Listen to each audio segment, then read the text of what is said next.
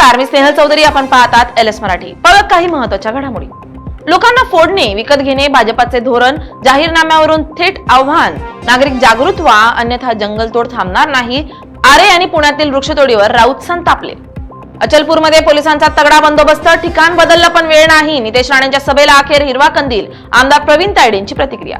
बच्चू कडूंचा शिवसेनेच्या ऑफरवर मोठा खुलासा. शिंदेचा निरोप आला तर भेटणार. शिंदेसोबत गेलो तेव्हा बदनाम झालो, पण युतीबाबत अट कायम. बच्चू कडूंचं स्पष्टीकरण. भाजपकडून संजय भेंडेंना विधान परिषदेची उमेदवारी. नागपुरात भाजप कार्यकर्त्यांचा जल्लोष. भेंडे यांनी मानले आभार. सहकार क्षेत्रातील योगदानाची पावती. भेंडे यांनी व्यक्त केली भावना. मोहाडीत पाण्यासाठी टाहो. 48 तासांपासून गाव तहानलेलं. 2 दिवसांपासून पाणी पुरवठा ठप्प. नगरपंचायतीचा कारभार राम भरोसे. नळ आहेत पण पाणी नाही. मोहाडी शहरात भीषण पाणीबाणी. प्रशासकीय दुर्लक्ष नडले. उल्हासनगर हादरलं. नळातून पाणी नाही तर चक्क कोंबड्यांचे पंख आले.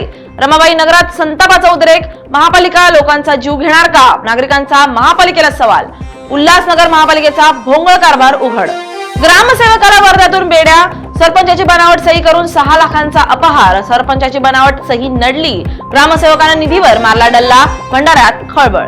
कोल्हापुरात नराधम शाहीद सनदेवर मोठा प्रहार. आरोपी शाहीदचा बेकायदेशीर जिना ग्रामपंचायतीने फोडून काढला. शिरोली पुलाची ग्रामपंचायत ऍक्शन मोडमध्ये.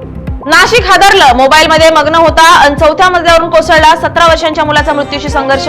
मोबाईल बघण्याच्या नादात भयंकर अपघात. मोबाईलमुळे नाशिकमध्ये घडली मन सुन्न करणारी घटना. जालन्यात चोरट्यांचा धुमाकूळ. एकाच रात्री 30 शेतकऱ्यांचे सोलार पंप कापले. बळीराजा हतबल. चोरांनी उडवली पोलिसांची झोप. जालन्यात चोरांची मोठी मजल. शेतकऱ्यांचं लाखोंचं नुकसान. या होत्या काही महत्त्वाच्या घडामोडी. पाहत रहा एलएस मराठी.